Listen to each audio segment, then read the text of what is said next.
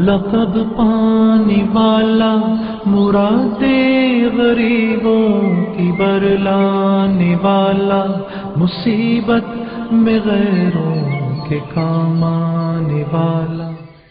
صلی علی نبی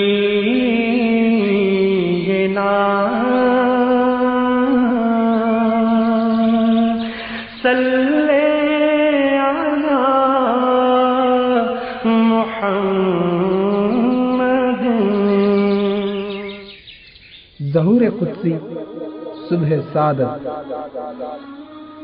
زندگی خواب ہے اور بہت سے خواب سچ مچ زندگی بن جاتے ہیں۔ ہر کسی کو ایسے سچے خواب دکھائی نہیں دیتے۔ بہت سے لوگ خوابوں کو تصورات کی افسانہ ترازی اور اوہام کی بت گری بتاتے ہیں، لیکن اپنی اپنی وسعت فکر و خیال اور دل و نگاہ کی پاکیزگی کی بات ہے۔ بعض خواب اوہام کی شیشہ گری سے بلند ہوتے ہیں اور مستقبل کے برزخ کی اس طرح مثالی سیر کرائی ہے کہ آنے والے واقعات کا عکس آئینہ ادراک پر پڑنے لگتا ہے۔ یہ خواب دوسروں کی بیداری سے زیادہ سچے، کارآمد بلکہ مقدس ہوتے ہیں۔ اس دنیا میں بہت سے ایسے بھی ہیں جو جاگتے ہیں مگر ان کے دل سوتے رہتے ہیں۔ انفس و آفاق کی نشانی میں بھی انہیں ہدایت کا کوئی اشارہ نہیں ملتا۔ ماضی اور حال کے واقعات کی رصدگاہ سے مستقبل کی ایک پرچھائی بھی ان کو نظر نہیں آتی۔ ساری زندگی بے قبری میں گزر جاتی ہے، مگر کچھ سعید روحیں عالم خواب میں بھی بیداری کی نعمتوں سے بہرہ مند ہوتی ہیں اور مستقبل ان کے سامنے آپ ہی آپ آ کھڑا ہوتا ہے۔ آمنہ کو خواب نظر آنے لگے، نہایت ہی عجیب و مبارک خواب۔ کبھی یہ کہ بی بی آمنہ کا جسم خاکی یک بارگی آئینے کی طرح جھلکنے لگا اور روئیں روئیں سے سرد شعائیں نکلنے لگی۔ کبھی کانوں نے سنا کہ بہشت کی حوریں، آسمان کے فرشتے اور مقدس روحیں مبارکباد دے رہی ہیں۔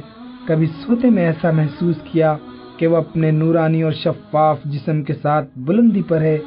اونچے سے اونچے پہاڑ پست نظر آتے ہیں، آمنہ کے تلوے ستاروں کو چھو رہے ہیں اور چاروں طرف تہنیت و تبریک کے زمزمے چھڑے ہیں۔ دستور کے مطابق قبیلے کی عورتیں آمنہ کی مزاج پرسی کے لیے آتی تو انہیں کچھ ایسا نظر آتا جیسے بام کعبہ سے لے کر عبداللہ کے گھر تک نور کا شامیانہ تنا ہوا ہے، جسے کافری شمعوں سے زیادہ اجلے اور روشن ہاتھ تھامے ہوئے ہیں۔ گھروں میں چرچے ہونے لگے کہ آمنہ پر آسمان کی نورانی دیویاں بہت مہربان ہیں۔ وہب کی بیٹی، عبد المطلب کی بہو، عبداللہ کی شریک حیات اور ہونے والے بچے کی ماں آمنہ خود زہرا و مشتری بنی جا رہی ہے۔ اے لو، ستارے زمین پر جھک آئے، یہ آج کیا ہو رہا ہے؟ عبداللہ کی پھوپھی نے کہا، میں بھی یہی دیکھ رہی ہوں کہ جتنی روشن یہ پچھلی رات ہے اتنے اجلے تو دن بھی نہیں ہوتے۔ ایک بوڑھی عورت نے جواب دیا، ام معبد اور ایک قنق ہوائیں، بعد صبح گاہی کے جھونکے، نسیم سحر کی ٹکلیاں در و دیوار جھومے جا رہے ہیں۔ طائف کے سبزہ زاروں اور باغیچوں کی بھی میں نے صبح دیکھی ہیں، پر آج کی صبح تو سب سے زیادہ عجیب ہے، اور خوشبو کی لپیٹیں جیسے یمن کا تمام عطر جمع کر کے کسی نے چھڑک دیا ہے۔ کاش اس رات کی صبح نہ ہوتی اور ہم سدا یہی منظر دیکھتے رہتے۔ تیسری عورت نے دوپٹے کا آنچل موڑتے ہوئے کہا، قریش کے جن گھرانوں میں لوگ آج جلد اٹھ بیٹھتے تھے وہ اپنے بتوں کو تھامتے تھامتے اور اٹھاتے اٹھاتے تھک جاتے تھے، مگر بت کسی طرح کھڑے رہنے کے لیے تیار نہ تھے۔ ان کی پیشانیاں آپ ہی آپ سجدے میں جھکی جا رہی تھیں۔ آج کیا ہو گیا ہے؟ میرے معبود تو لیٹے جاتے ہیں، گرے جاتے ہیں، شاید نیند آ رہی ہے، مگر بت تو سویا نہیں کرتے۔ کہیں مجھ سے ناراض تو نہیں ہو گئے؟ لاؤ پھر ایک بار خلوص عقیدت سے سجدہ کروں۔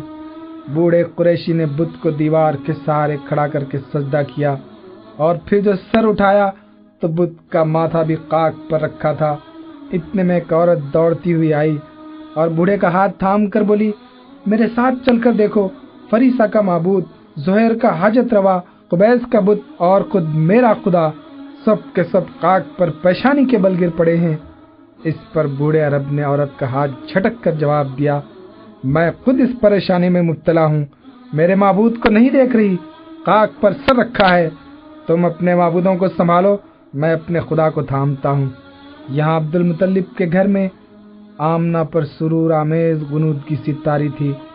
اسی عالم میں اس کے کانوں نے سنا، یہ اسماعیل ذبیح اللہ کی ماں ہاجرہ ہیں۔ آواز تھوڑی دیر کے لیے رک گئی اور وقفے کے بعد زیادہ شیریں لہجے میں کسی نے کہا، ام احمد، دعا ابراہیم مبارک۔ آمنہ، یہ عیسیٰ روح اللہ کی ماں مریم ہے، کنواری مریم، شہر جلیل کے مبلغ کی والدہ محترمہ۔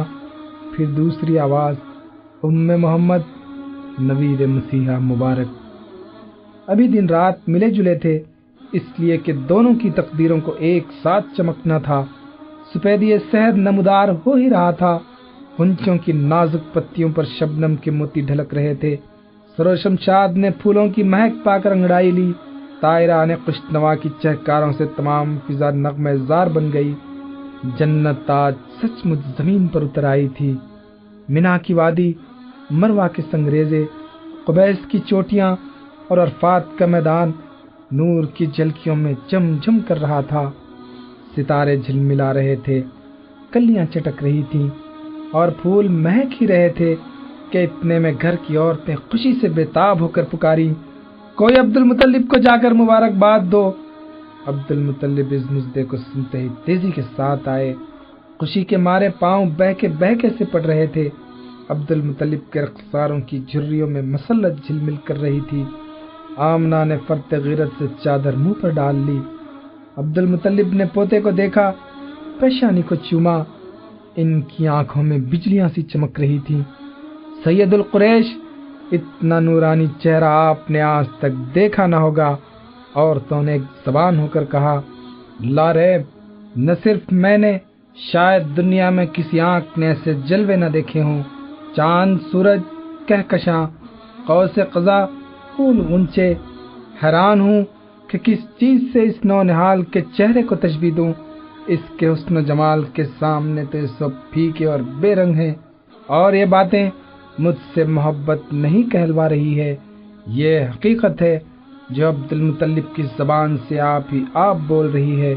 عبد المطلب کے جواب پر عورتوں میں باہم سرگوشیاں ہونے لگیں، جیسے کوئی اپنے دل کی بات کہنا بھی چاہے اور کسی سبب سے کھل کر نہ کہہ سکے۔ کیا سرگوشیاں ہو رہی ہیں؟ اچھا، گیت گانا چاہتی ہو؟ میں چلا جاؤں؟ مجھ بوڑھے کے سامنے دف بجاتے ہوئے شرم آتی ہوگی۔ عبد المطلب کے کہنے پر عورتیں بولی، یا ابا عبداللہ، رات ہم نے اپنی آنکھوں سے جو کیفیت دیکھی ہے، اگر کسی کے سامنے بیان کریں تو لوگ کہیں گے کہ یہ عورتیں دیوانی ہو گئی ہیں، کسی نے ان پر جادو کر دیا ہے، ان کے دماغ میں خلل آ گیا ہے۔ رات کا سما لفظوں میں ادا نہیں ہو سکتا، وہ دیکھنے ہی کی چیز تھی، کہنے کی نہیں، اور کوئی کہنا بھی چاہے تو وہ کیفیتیں لفظوں میں کہاں سما سکیں گی۔ عبد المطلب نے مسکرا کر جانا چاہا۔ ابن عبداللہ کہا کریں اس ہاشمی نونہال کو، ایک خاتون نے دریافت کیا۔ اچھا، نام کی طرف اشارہ ہے، بہت خوب۔ عبداللہ کے لخت جگر اور آمنہ کے نور نظر کا نام ہم نے رکھا احمد، اور ہاں محمد بھی۔ تمام دنیا میں تعریف کی جائے گی میرے چاند کی۔ فضا میں معاً ایک دھیما سا غیبی نغمہ گونجا، زمینوں میں ہی نہیں آسمانوں میں بھی اس کی حمد و ثنا کے نغمے بلند ہوں گے۔ عبد المطلب کا جواب سن کر آمنہ کے ہونٹوں پر مسکراہٹ کھیلنے لگی، جیسے اس کے دل کی بات عبد المطلب کی زبان پر آ گئی۔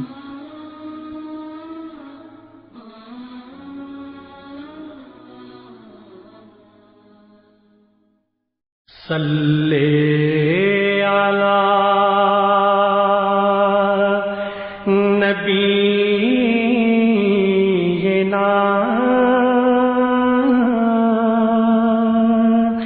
صلی علی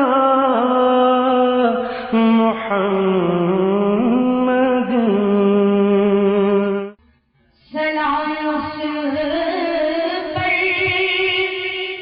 کہ جس نے